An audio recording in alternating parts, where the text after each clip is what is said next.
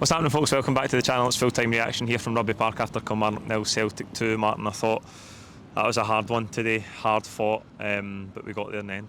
I mean, that first half was we were holding on at times. I thought Kilmarnock, big, strong, physical team, and they just did what they do best, particularly against us. They just try and win the physical battle, and I thought they did. They had a few really good chances. The one that stands out in my mind was the one that hit the post. That it was a great opportunity. Just had to get on target, and it was a goal. I thought Schmeichel kept us in. I remember one-handed save that he had, I think, just before the one that hit the post. So between that save and the one that hit the post, I'm thinking that could easily have been 2-0. And then going into the second half, I thought Schmeichel was excellent. So we needed him to be good today. We missed Carter Vickers, as we always do. I thought, particularly in a game when there's going to be a bit of physicality, you need Carter Vickers. So we did miss him. But we held on in there, and because we didn't lose the goal, we were always in the game and we weren't chasing the game. We just had to be patient and wait for that first goal to come. And of course we got there in the end. Couple of changes for Tuesday. Scales coming back in, obviously say Carter Vickers out, Ida up front, and I thought obviously it worked a great effect here in May. But I thought the first half we kind of played Kilmarnock's game. They were obviously trying to press us, but we're going long into Ida's feet at times and it wasn't sticking. And the game just got really scrappy, and as you mentioned already, they did have the better chances in that first half. Aye, they did, and you understand why he's playing either, because Kyogo hasn't always worked against Kilmarnock, particularly at this venue. And I remember a game in particular at St Mirren where we played against a big physical team, and we played a lot of the smaller players. Just as it so happened, that was the person who played that day in this season, and we just passed the ball so well that the big lads couldn't get near us, they couldn't get in to make the challenge. So playing the smaller lads can work, and of course a lot of smaller guys in our team get stuck in anyway. They're not put off by the physicality, but I completely understand. And there is a little bit giving Ida a bit of game time because he hasn't done much wrong, and he's come in and scored some goals for us. So I think everybody was quite comfortable with that.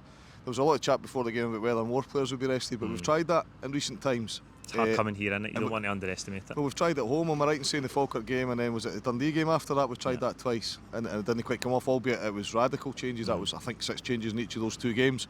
But I think a lot of people wonder whether, like say, McGowan would get a chance, today, maybe instead of Engels, or but Ida wasn't a major surprise. Carter Vickers was obviously a loss, but again, you think Scales hasn't done an awful lot. So he's went strong. Managers went strong. He hasn't made any more than a couple of changes.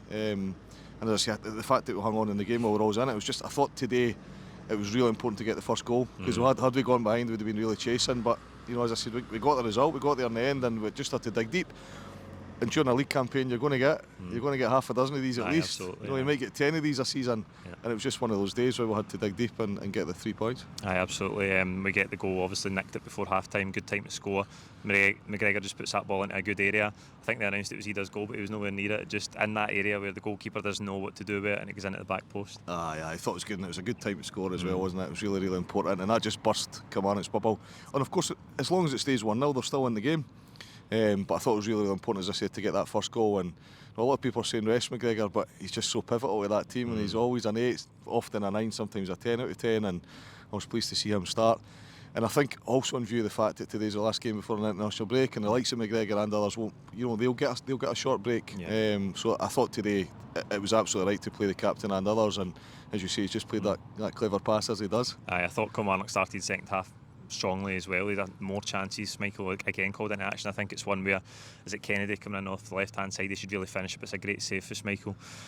Important again that we kept it at 1-0, because you think about the game here last December, I think it was, we were 1-0 up, we lose the goal, and then we just couldn't get control of the game after that. So really important that we kept ahead at that period of the game. One thing we've done really well, Paul, in the last few games, I think back to Atalanta, and I think we've only lost a single goal during that period. Maybe scored as many as, thinking about after the game, maybe as many as 16.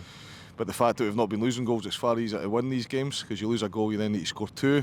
Obviously, you don't lose a goal, a single goal, wins you the game. So I think the fact we've sorted things out defensively, and we're not losing silly goals now. But we're extremely lucky today. The post, there was a couple of deflections as well, where we just got our bodies in the way and it stopped the ball going in. But the keeper was excellent today, and that's what he brings. He's a very good keeper, and he was at his very best today. We're talking about Nicolas Kühn after every video, after every game. Again, he just the ball over the top, and he shows the pace. But his first touch is brilliant to get him away for the fullback. and bearing down on goal at full speed, a great finish, and we really needed it at that time of the game. So Nicolas Kühn had a brilliant chance for the 1-2, a really good chance, and he's clean through. Yeah, that's right. And he almost was too relaxed, too composed, and he just tried to dink it over the keeper, and the keeper kind of stood up and managed to stop it going in. You could tell he was frustrated by that, but didn't let it get to him. I love his composure. I love he never ever panics, and he just ran onto that ball, and he just finished it like it was easy. Like there was no keeper in the goal.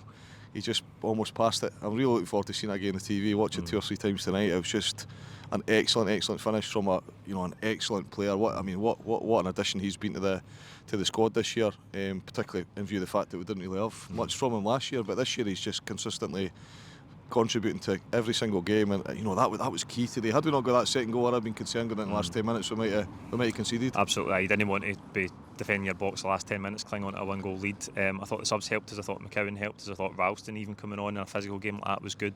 Bernardo as well, Kyogo up front. So again, we needed the bench after a night like Tuesday. I think Kyogo was huffing and puffing, and he had a couple where he just didn't get the break of the ball. He was really unlucky. Chance at the end, didn't he? Big one. Chance at the end. I thought 3 or 4 half chances he had in the game, but you know what he brings. He brings that energy level. He doesn't give up. He'll harass the defenders. He'll make them play a pass that isn't as tidy a pass as it would have been if he hadn't pressed. So he brings something. Forrest comes on. Just game management. Forrest and Ralston, I think, were the two. Yeah. So I thought the subs brought something, and it was very much about game management. See the game out. We don't need to go and chase the third goal, and it was just an efficient finish to the game. This block of fixtures, we've been unbeaten in it. The 2 draws against Aberdeen and Atalanta, but great result in Italy to beat Leipzig the other night, win the rest of the games. It's a brilliant period for the club, and we're in great shape. Well, you look at that group, don't you? You see the 2 Champions League games. I think most fans are saying you'll be lucky to get a point out of those 2 games, and you only lose 1 goal against Leipzig and Atalanta, and you score 3.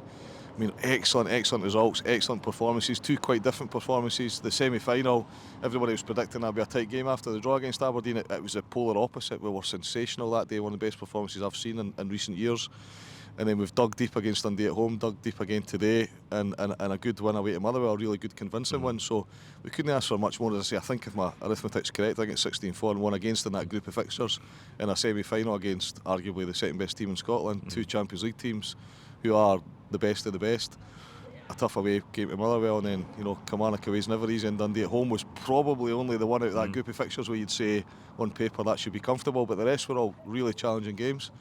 So couldn't ask for much more. A wee bit gutted that we're going into international, but we can go into this international break now really pleased with our start to the season, and we can enjoy the break and get excited about when we come back. We've got some mouth-watering games. I think we come back to Hearts, don't we, and then Bruges at home. Saturday night at Tynecastle. I mean, that's everybody's buzzing. It's just a shame we don't get many tickets, but for those that are going to make the game, they'll be looking forward to it. You and I will be there, no doubt. But and then we've got Bruges immediately after that. So 2 mouth-watering games to come back to, and really look forward to. And the team will get a bit of rest in advance of that. Last one on tonight, singlet man of the match for us. For me, it's Schmeichel every day of the week. Today he was very good. It's what he brings. He's a top-class keeper, and today we needed him, and he didn't let us down. I agree. Schmeichel, there you go. That's it. Full-time reaction. Like the video. Comment your thoughts on the game below, and we'll see you very soon. Thank you.